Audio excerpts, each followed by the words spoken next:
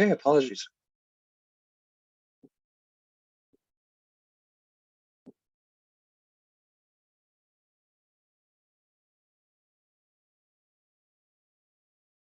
Caitlin, I think we're good to go when you're ready. All right, sounds great. Thanks, Molly. Hello, everyone. I think we'll go ahead and get started here now. Good morning and good afternoon, and thank you for being here today. We appreciate you taking the time to join us for this information session that's titled Juggling Grant Proposals for Adaptation Action, an overview of Grantstation Online. So today we will be sharing an overview of Grantstation Online, which is an online membership-based resource originating in Fairbanks that has tools and information for developing grant proposals. So I'll do a quick introduction of myself now. I'll turn on my camera while I do that. Hi, everyone. My name is Caitlin Demoski. I'm Athabascan, and my family is from Nenana, Fairbanks, and Galena. I am a tribal liaison with the Native American Fish and Wildlife Society, and I'm also a part of the Tribal Resilience Learning Network team. So thanks again for joining us today, and I'm going to turn off my camera now to conserve bandwidth.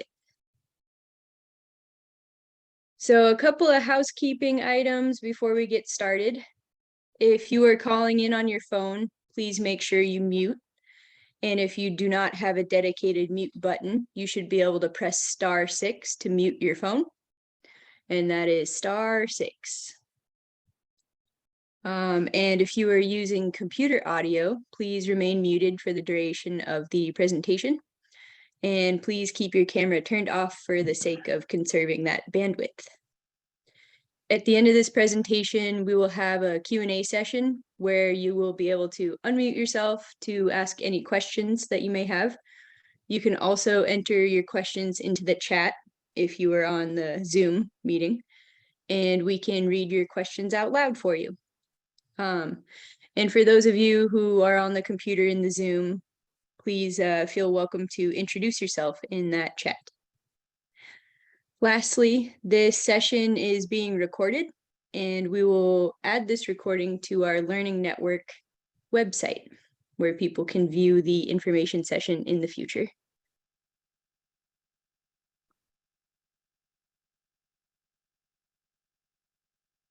So moving forward here, I would like to do a land acknowledgement and say that our office is located within the Alaska Pacific University campus, which is on the traditional territory of the Dena'ina Athabascan people.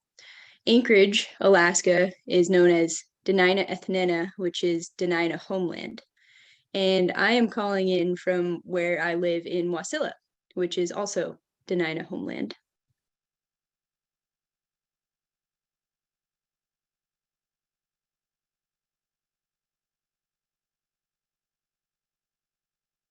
All right, and now I have a quick overview of the Tribal Resilience Learning Network. So our goal for the Learning Network is to create a community of learning, sharing, and support for Alaska tribes and Indigenous communities that are responding to the current and future impacts of climate change. There are a few different ways that you can participate in the Learning Network, in addition to attending these information sessions that we hold monthly.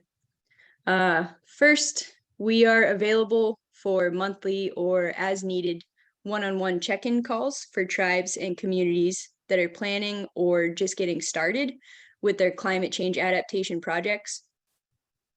Depending on the unique concerns and priorities of your community, we will also look for opportunities to connect you with other communities and experts that can best support your work. We also host monthly Learning Network calls. These calls may have different conversation topics each month, but one of the main goals of these calls is to provide a space where communities can hear and learn from each other. These calls might also be a forum to work on different aspects of any climate change adaptation plans or assessments that you may have going on. And if you haven't already done so, please consider signing up for the Tribal Resilience e-Bulletin. This is distributed approximately every 3 weeks and includes upcoming events, funding opportunities, and links to different resources that support tribal communities in climate change adaptation.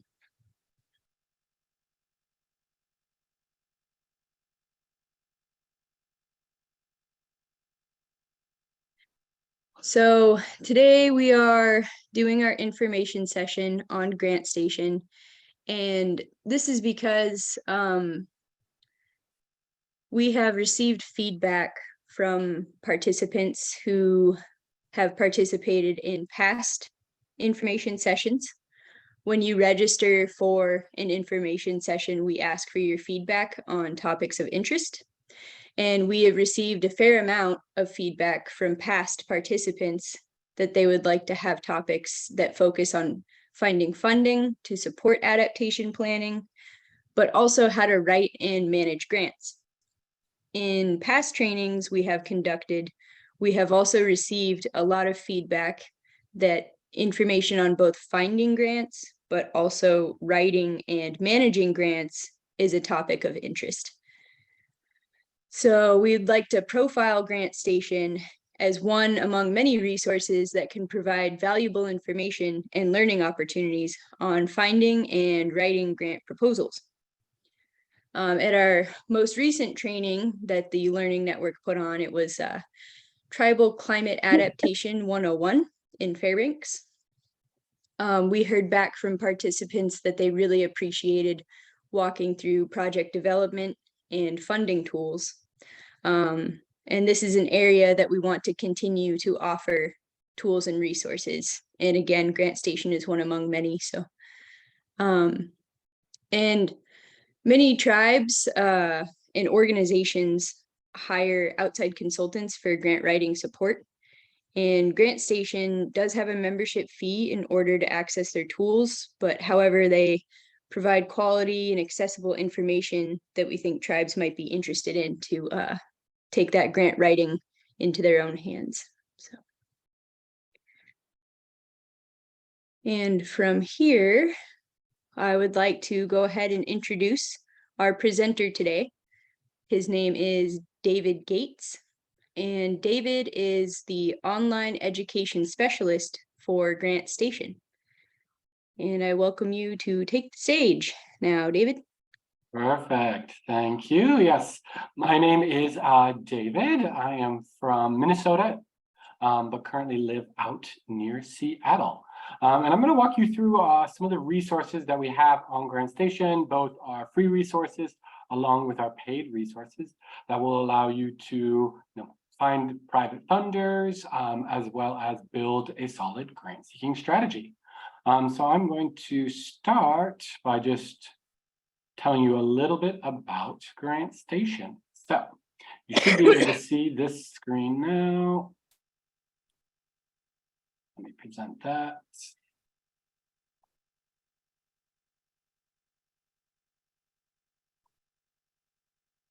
There we go. Okay, so just to give you a little background on Grantstation and what we're going to do today. So first, I'll give you that overview of Grantstation. Then I'll talk about our free newsletters and our various free resources that we have. But then we'll dive into Grantstation's various databases, look at the different opportunities there, and then we'll discuss a couple of additional tools. And lastly, I am happy to answer any of your questions. So just to give you a brief overview of Grantstation. Grantstation is an Alaska organization. It began in 1999 in Fairbanks, Alaska, and it was founded by Cindy Adams. And it was the first searchable database of grant makers, which was developed specifically for Alaska grant seekers. And it was so successful after a few years, they expanded. And now Grantstation has over 60,000 organizations have access to Grantstation, and we have private, states, and US databases and training opportunities. We also have international and Canadian databases as well. Our public resources that are freely available to anyone include the Grantstation Insider, which we'll discuss in a moment, our Pathfinder tool, which I'll also mention, as well as some different education opportunities.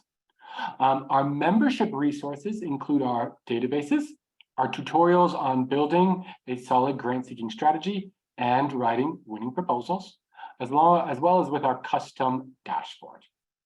Now, I know a few of you are calling in today, so you won't be able to view the screen. I'm going to actually show you or walk you through Grantstation. But if you are calling in and you're following along on the PowerPoint, just to mention, you have the state database page that we'll mention. This is the private database search that we'll talk about as well as the various funder profiles. But now I'm going to turn away from the PowerPoint and I'm going to actually show you Grantstation. Okay. So I'll turn off my video so you can focus on the website. Okay, so let's get started by discussing some of the free resources that Grantstation offers. And our free resources are located in the Public Resources tab. So I'm going to click on that tab to get started. Let's look at the newsletters first. So Grantstation's newsletters, or we have 3 newsletters that highlight upcoming funding opportunities. For the majority of you, the most relevant newsletter is going to be the Grantstation Insider, and it features 10 distinct opportunities for US-based nonprofit organizations. That's free to join. You can just sign up, and you're going to get 10 opportunities each week. They may or may not be relevant to your needs, but always good to check them out. But beyond that, we have monthly international insiders and Canadian insiders as well. Another free tool we have that can allow you to develop some of the skills that you may need to learn more about would be our Pathfinder tool. Now, our Pathfinder tool is a directory of quality resources in the areas of grant research, grant writing, grant management, and strategic planning. And these resources can strengthen your ability to secure a grant award. Some of these resources are paid, but most of them are free. To use this section, you would simply enter in what you're trying to learn. So if I'm going under topic, I want to learn about grants management. My experience level is experience. Good. And maybe I'm just looking for blogs. And I just search there. It's going to bring up various blogs about grant management that could be useful for me. I might also add in different categories, it could be live webinars, conferences, as well as, books or workshops. So if you're looking to learn something new, this can be a really good place to start.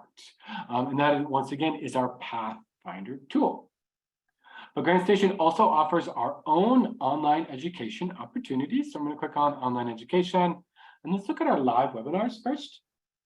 So here we offer a variety of webinars and courses that focus on the skills nonprofits need to succeed. Some of these are, a bit more specific, like writing capacity building grant proposals or talking about evidence-based programs. But we also offer a variety of free webinars, usually about 1 per month. One in January, for example, is should I hire a grant writer or do it myself? This could be a good webinar for a lot of you to take if you're thinking about whether you want to hire that outside consultant or actually take on the task yourself. So you can check out all of those in our online education section. Beyond that, we also have online courses. These are similar to what is available for our paid members. But if you don't have a membership and you want to join, the courses are generally pretty affordable, including building your annual grant strategy, just talking about things like statement of need, and really specific things like proposal writing 101. Those courses vary anywhere from between $37 and I think $107 is the maximum there. So if you want to learn more about those things, that can be a good resource for you as well. But here near the top of the page In orange are the key areas that you receive full access to if you are a member of Grantstation. They are Find Grant Makers. So when I click on that, it's going to open the search section where all of our databases are located. We're going to spend a lot of time here today. Our Build Strategy section provides a complete walkthrough of articles that will help you build a solid grant seeking strategy. We also have different tools that can visually lay out where your funding needs to come from. And when you click Write Proposals, you're going to find a variety of tutorials you can use to prepare everything you need, from how to write compelling letters of inquiry to a complete breakdown of all the parts contained within a full grant proposal. And you can even view successful grant proposals so you can see what is working. And we're actually redoing the Write section right now just to make it a little bit more streamlined and easier to use. And that'll probably be released sometime in early 2023. But the main thing we're going to focus on today is actually finding different funding opportunities. So we're going to look through our 3 different databases, our US Charitable, our US Federal, and our US State Government section. So let's start with our US State Government section first. Now, Grantstation offers access to listings of state-funded agencies and state departments for each of the 50 states and the District of Columbia that offer financial and technical assistance programs. So I could click on Alaska, and that's going to take me to the Alaska Government Grants and Loans page. Over here on the left, we have a list of general resources. One way you might use these resources is when writing your needs statement. It's often great to have demographic information available. You could find that and other useful information here. On the right, you're going to notice a key that shows the type of support. We have contracts, grants, information, loans, miscellaneous support, and training and technical assistance. Then what you'd want to do is look at the list and see what is available in those different categories. So for example, I might look under community and economic development. And if I was, working on climate change mitigation in a rural area, maybe I would check out rural development, and there's grants, loans, and miscellaneous support available. And if you see something that might be relevant to you, you can just click on it, and it's going to take you directly to the state listing about that grant or loan opportunity. And we strongly encourage everyone to really look at potential sources beyond just grants at the state level, because sometimes there are some pretty good hidden gems. Next, let's briefly look at the US or federal section. Now, a lot of you may be familiar with federal grants and grants.gov. The information in Grantstation's federal section comes directly from grants.gov. And you can search through this area using eligible applicants, areas of interest, and funding agencies. So you probably start with eligible applicants, and if you click on nonprofits that have a 501c3 status, it's going to show you all of those opportunities available. If you're looking for federal opportunities, you're probably going to need to have a pretty good understanding of what agencies might support your needs. And then that's going to be the easiest way to actually navigate this section. Now, as I mentioned, this information comes directly from grants.gov, but our goal was just to make it a little bit easier to use, more approachable, and improve the user experience. But Grantstation's kind of bread and butter here is our private grant maker section. So I'm going to check out the US Charitable section. Now, the US Charitable Giving Database lists thousands of funder profiles, including independent, family, community and corporate foundations, corporate giving programs, faith-based grant makers, and associations with grant-making programs. In the content area here on the left, you're going to find a guide to help you through the search process. And on the right is the navigation area where you can enter in your criteria. These profiles are searchable by geographic scope, areas of interest, type of support, name, and by keyword. So today we're going to use our US Charitable Giving Base to look at funding opportunities for Alaskan tribes, where it might focus on infrastructure for climate change mitigation. And actually, I spoke with our founder, Cynthia Adams, directly when I was preparing for today's session. As I mentioned before, she's founded Grantstation in Alaska. She's worked with nonprofits. she's worked with villages, she's worked with tribes throughout the state. And she really knows what it takes for Alaskan organizations to get funded. Cindy's #1 suggestion, if you're looking for substantial funds to solidify infrastructure to deal with climate change risks, is to collaborate. A collaboration between local governments, different tribes, or between nonprofits as well, is going to open up a lot of private funding opportunities for you. And these can result in significant funding opportunities. So let's get started and search for funding opportunities that could be relevant for these climate change issues in Alaska. So first thing I would do is probably start with my geographic scope. So first thing, I'm just going to start with actually national funders, as there's often bigger funds with those funders. And this is going to show up all those national funders across the United States. So we see 13,000 or 1,300 results. Too many to actually search for. So then what you want to do is add in an area of interest. So one possible area of interest that I could look at would be under environment and animals. I might check out environmental justice. So let's click on that, because that's going to include things like environmental risks. Now, I have 53 results. That's probably still a bit too many to actually search through effectively on my own. So then I might add in the type of support that I'm looking for. So I'd scroll down here, add in the type of support. And as I mentioned before, one really good strategy is to focus on collaborations or coalitions. So let's look at funders who are supporting that type of mission. Check there. And now we're down to a much more manageable list of 14 results. So then we can look at the funder profiles here, look at their geographic scope, geographic focus, and check out the different funder profiles. So let's start with the Commission for Environmental Cooperation, the Environmental Justice and Climate Resilience Grant Program. So I'll click on there, and that's going to bring me to their funder profile. So when I get here, I can learn a bit more about what this fund is doing.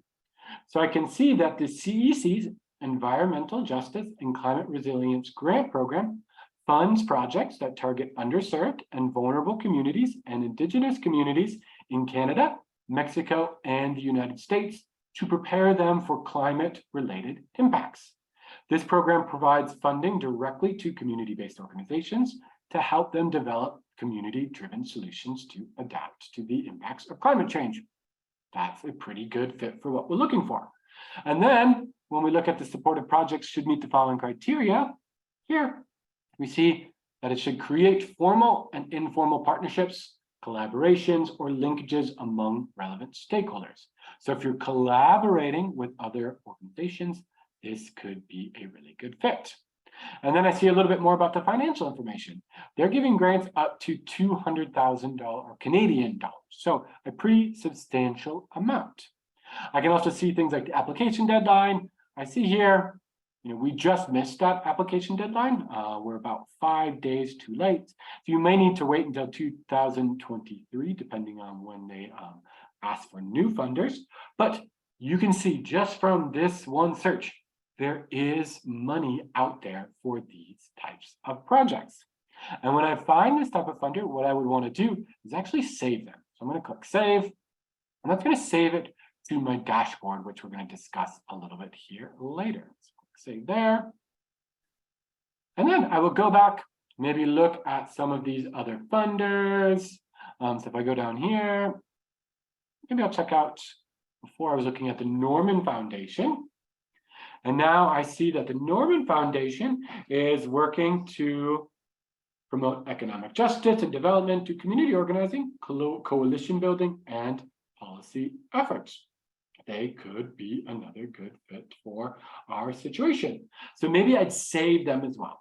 So our goal at this point is just to collect as many leads as possible. We're not actually deciding whether or not to apply for these grants. So I'm going to click on save there. Good. And then what I would likely do is look through the rest of these profiles and see if any of them are a good fit. But then what I'd want to do is adjust my search and look for additional leads. So I'm actually going to clear all of these. And let's check out a bit more of an obvious search. Maybe if we're going to focus on specific states, so I select Alaska. And then what I could do is add in an area of interest. One that's going to be pretty relevant to us would be global warming or climate change. And now I see that this brings up 10 results. Maybe some of these are a perfect fit, maybe not. And I definitely want to look through all of these different funders to see if they would support our projects. But if none of these are a perfect fit, we certainly want to continue our search. And that's why it's really important to keep a broad and open mind when you are looking for funding. Because what a lot of people are going to do is they just stick with the most obvious approach. They're going to search Alaska, they're going to search global warming and climate change. They have 10 results, and that's it. But there are many different ways to look at problems or issues or challenges you're facing. And the more lenses you can look through, the better off you're going to be. So now let's dive in and look at some more creative searches. So I'm going to clear this. And once again, let's start by looking at national grant makers. So click on national grant makers. Oh, no, I'm in the, sorry, got in the international charitable section. I'll go back there. Just let that load. So we'll start with national grant makers once again. And then I would want to add in another area of interest. So I would maybe think about this from a different lens. And under community and economic development, I could select something like public safety issues. That could be a potential good fit. So let's search there. Now we have 55 results. Once again, that's probably a bit too many for what I'm looking for. So maybe I add in something like, the environmental justice one I was thinking about before. So going under environment and animals, add in environmental justice. And now we're down to only 4 results. So it's a pretty limited amount. And the reason we have such a limited amount is because we're only showing funders who give across the United States, who support public safety issues and environmental justice issues. So it becomes a pretty narrow scope, but they might be a really good fit. So let's take a look at the David Rockefeller Fund. Now I see that the David Rockefeller Fund has a climate-focused area. And the focus here is on efforts to support and sustain bold, science-based leadership on equitable climate solution, with a particular interest in supporting nonprofits run by, serving and building power for communities of color who have been the most disproportionately affected by the climate crisis, and investing in underfunded constituencies and geographic areas. So they could be a good fit as well. And actually, David served on the board of the Alaska Conservation Foundation for many years. So he's pretty emotionally invested in Alaska. So this would also be a pretty good lead. I'm going to save them as well. I'll save them to my climate change infrastructure project. All right. So let's adjust again. After I would look at all those, then I would clear. Now, this time, let's once again begin with the USA. So let's go with national grant makers who give across all states. And then let's add in that, pretty obvious area of interest, the environment under environment and animals, the global warming and climate change. So now we have 94 results. That is too many to look through effectively. So maybe what I could do is actually add in a target population. So if I scroll down here, I can add target populations. And here, one of our target populations is Alaska Natives. So let's check that one. And now, once again, we're down to a pretty limited result. We have 6 results, and I definitely want to expand or look at each one of these as well. But down here, I see the Tribal Solar Accelerator Fund. So let's check out that fund. Now, when I look at the Tribal Solar Accelerator Fund, I see that the initiative, it's an initiative of grid alternatives with support from Wells Fargo, and it's committed to serving, supporting, and strengthening American Indian and Alaska Native tribal communities by investing in solar energy and sustainability. So depending on what you're actually looking for funding for, that could be a pretty good fit. So maybe I would save them as well. So I'll click on save. Under my climate change infrastructure project. And go back to my search, and I would investigate all of these. Let's clear this one more time, and let's look at one final lens here. So maybe if I go under national grant makers who give across all states,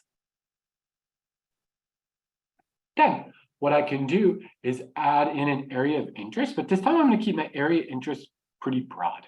So under environment and animals, I'm going to check general. So this is going to include all funders who just support general environmental projects.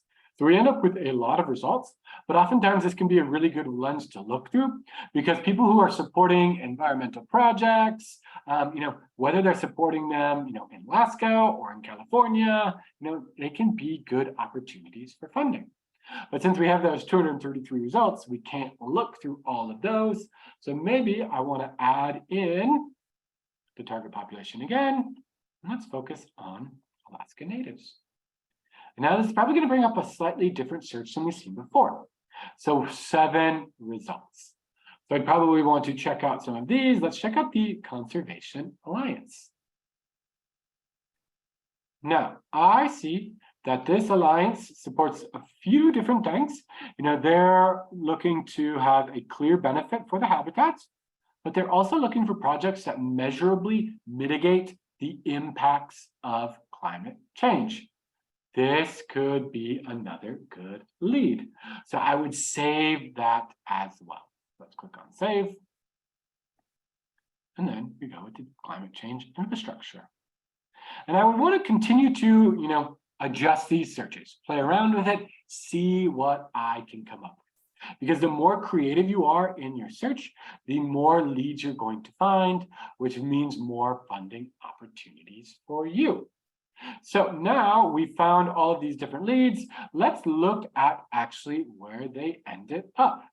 So another tool that is part of a Grantstation membership is your custom dashboard. So I'm going to click on my dashboard and let's start with the projects. So your dashboard isn't going to include your projects. So I've already started a climate change infrastructure project before.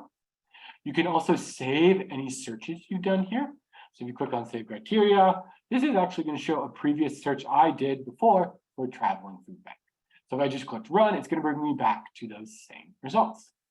And then the next aspect of your dashboard is the saved grant makers tab. Now we see here all of those different funders that I found in my previous searches ended up here. So now we found all of these leads, but we're not just going to start applying for them. We want to then complete our secondary research. And secondary research is a really, really important part of a grant strategy. And it's just seeing how good of a fit the potential funders are.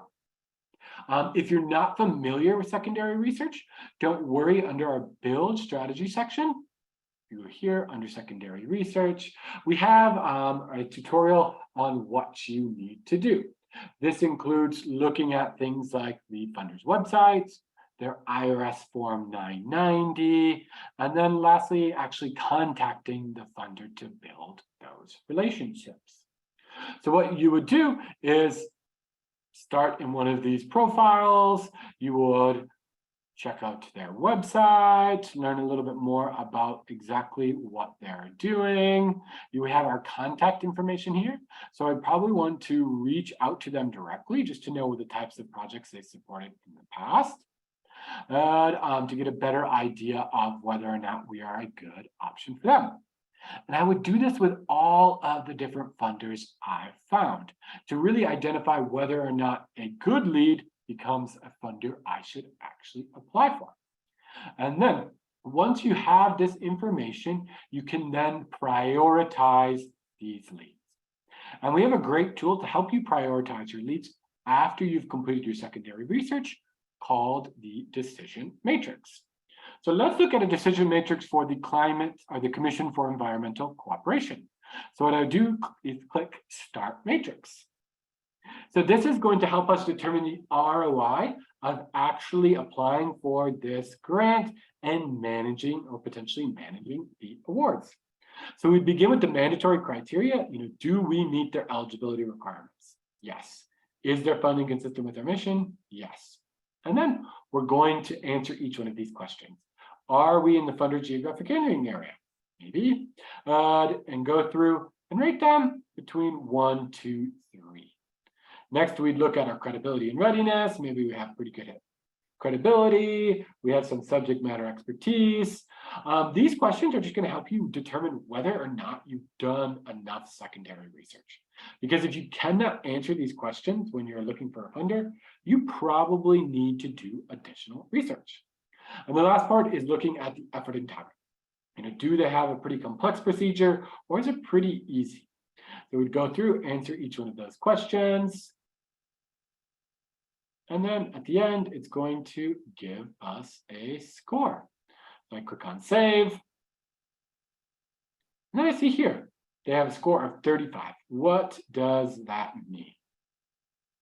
So as you can see here, a score of 35, 0 to 15, we're going to drop that funder. 16 to 30, these could be backup funders.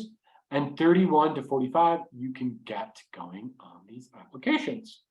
So since they have a pretty good score, what I would do next is actually add them to my plan. So I'm going to click on Add to my plan. Click on Done. And that's the final section of your dashboard when you actually decide to apply for a specific grant maker. So I click on My Plan. And I can open up this one just to show you a little bit what it looks like. So I might assign it a priority. The status, maybe we're working on our letter of inquiry. Maybe after speaking with the funder, we're going to actually request $125,000. I see here, we already missed that deadline, but that's going to auto-populate for different types of funders. I can see when that profile was last updated. So it just updated about 6 weeks ago. Then the draft is going to be submitted by when I'm going to actually submit my grant by. And after speaking with the funder, I should have an expected decision date. And then you could add in any notes. So maybe I say Jeremy is working this. Click on save. And what this section allows you to do is just stay organized when you actually are searching for funding. And that's kind of the goal of the dashboard and Grantstation in general. We're trying to make it approachable, whether or not you have a lot of experience searching for funding or you're pretty new to it. As you can see, you can find different funding opportunities, and then you can use our various tools to stay organized in your quest for funding. And then once you actually decide to apply for a grant, if you don't have a lot of experience, if you want tips, that is when you're going to check out the right proposals section or the right proposals section. So maybe you'd start with getting started, and it's going to actually break down all of the different parts of a full grant proposal, including things like your introduction, your statement of problem of need, your goals and objectives, the plan of action. So you can use these to guide you along the way. And then after you submit, hopefully you win that grant award. So that is kind of the general overview of Grantstation. As you can kind of see, once we just get back here, we allow you to find those opportunities in our different databases. You can build that strategy with the strategic planning tools, and then you can write those proposals using our step-by-step tutorials. So with that, I'm going to actually exit out here, and I am happy to answer any questions anyone has.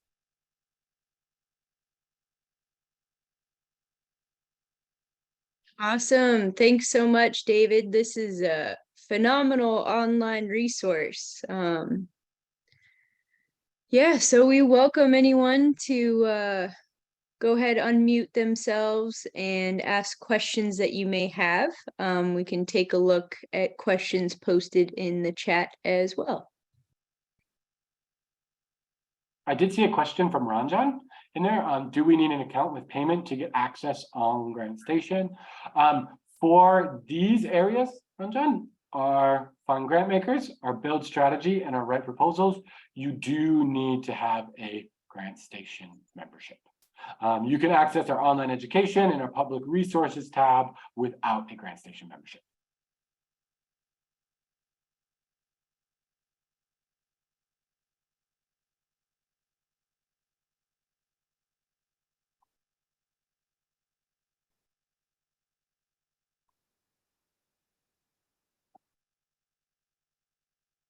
And for anyone calling in on the phone, if you used *6 to mute yourself, I believe you can use *6 to unmute yourself if you have any questions for us. Chief Lensberg here. Hello. Yeah, can Yep, you I hear can me? hear So just a couple of comments. I mean, of course, this is useful. It's similar to the prior presentations. I think for folks that are not familiar with Grantstation, in the future, it'd be really helpful if you did a webinar that includes a tribe or other eligible entity and walk through how they utilize Grantstation, narrowed down the potential grant opportunities and actually pursued one and was awarded funding. And then also touching on what kinds of technical assistance is available through all of you folks. Just a suggestion. Okay, absolutely.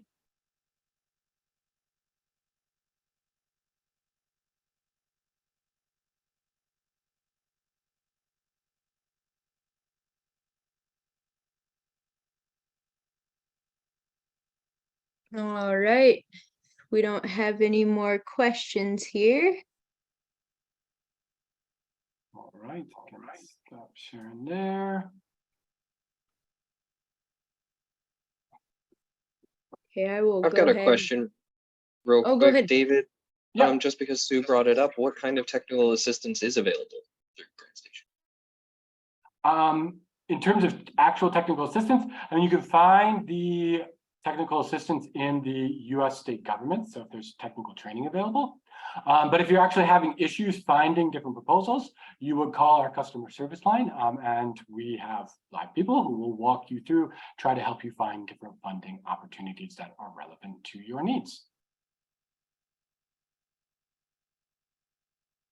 Great, thanks. Mm-hmm.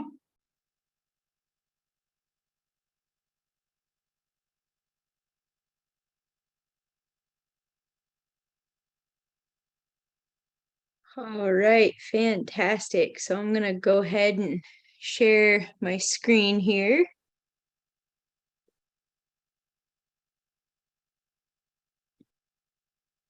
Yeah, and thanks again, David. That's that search system on there is really streamlines searching for particular funding sources. That is just awesome, and I can't wait to share that online resource with others. So yeah, we just have some final points here to wrap up our information session if we don't have any more questions. We have just a few announcements of upcoming events. And please subscribe to our e-bulletin to receive news like this in the future. All right, so we have the BIA's provider conference is going to be taking place in Anchorage at the Denina Center, November 29th through December 1st. And I believe that's a wonderful opportunity to find out about funding that is becoming available. There's also the National Tribal Leaders Climate Change Summit. And that looks like a phenomenal event as well. I believe it is annual, and this year it's taking place in Washington, I believe in Tacoma, Washington, just outside of Seattle. Again, here in Anchorage is the Arctic River Summit, December 6th through 8th. And we have someone with a question perhaps here. I'll wait till you're done. I'm just going to add a comment. Okay, sounds good. Thank you. Yeah, so the Arctic River Summit, that's going to be a 3-day workshop discussing research and ongoing things involving rivers in the north. And an announcement on that, there is travel funding available, but the deadline is on the 18th, so 2 days from now. Travel funding is available to support Alaska Native tribal members 18 and older to attend the 3-day summit in Anchorage. And the summit has been planned by the Indigenous Advisory Council, and it will provide opportunities for discussion and collaboration to discuss the current and potential future state of Alaskan and Yukon rivers, river ice corridors, and fish. Again, to receive that travel funding, you can contact Karen Cazzetto with ITEP by Friday, November 18th, this Friday. And Karen can be reached directly by email, which is posted here, I believe. Oh, no, it's not. I can post that in the chat, or by phone. And we can also hopefully send out an email with this information as a reminder. And then, yeah, our next information session with the Learning Network will be in exactly 1 month on December 14th, which is a Wednesday at 11 a.m. Pull up the chat here, see who is, if we have any questions. So Sue here. Hello. Yeah, so just to jump in really briefly, I think if you really want to also help distribute information and you know, access to the network, et cetera, keep in mind you have the ANTHC, Alaska Native Tribal Health Consortium, that's organizing the EPA IGAP workshop that's in December, just around the corner. It's a great opportunity to have some pamphlets or information or a point of contact. You then can also respond to questions from tribes that typically attend. There's usually a good turnout. Don't forget Alaska Forum on the Environment. There'd be, you know, that's probably going to occur in February again. You can always set up a table, and I assume that they're going to be at some point soliciting abstracts for people to present. Again, just other opportunities, you know, for getting the word out.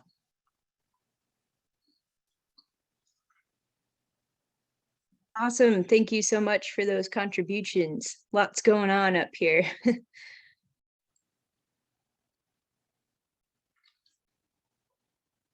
Yep. And thank you, Mike, for posting some of that information in the chat there. Our e-bulletin, the Tribal Leaders Climate Change Summit, the travel funding, and registration for the IGAP workshop. Perfect. All right, if we have any last minute questions, I am open to that.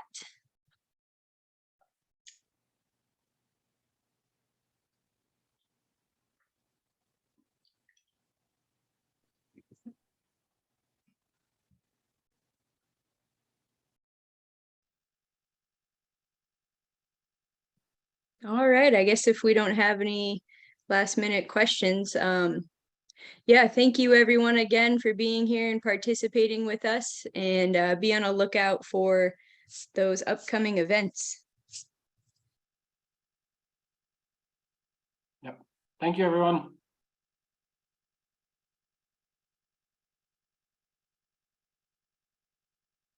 Yep, and thanks again, David.